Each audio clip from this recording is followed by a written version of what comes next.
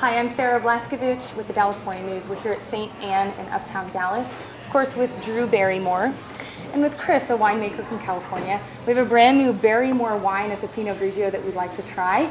So Drew and Kris, tell me how you like to taste wine so that we can teach people at home. Well, something that I learned is when you first smell a wine, you can call it the nose. Okay. And so what are we smelling, Kris?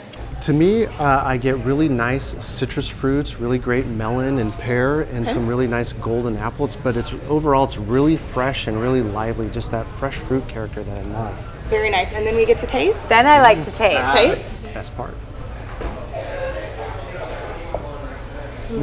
What do we have? I tend to roll it around my mouth a little bit. Okay.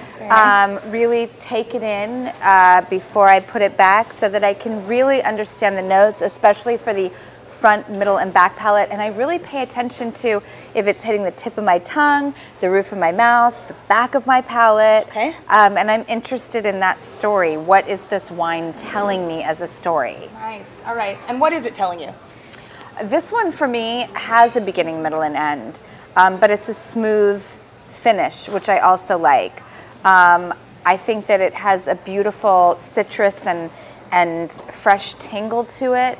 It's not too oaky, it's not too sweet, but it has a real, as Kris said, fullness and a beautiful fruit forward. Pinot Grigio is inherently easy drinking, but it doesn't have to lack complexity. That's right. Yes, very rich and round, and I use the term juicy. It just feels, when it hits your palate, it just spreads, and it's really lush, but it's still got that really bright, clean acidity, and it finishes really clean, so it's fantastic. And Drew, why Pinot Grigio? You were saying earlier you like Pinot Grigio. Tell us why.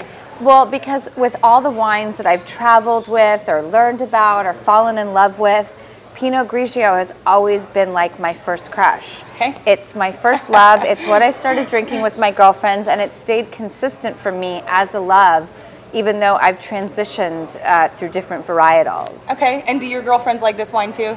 Or have they tried it?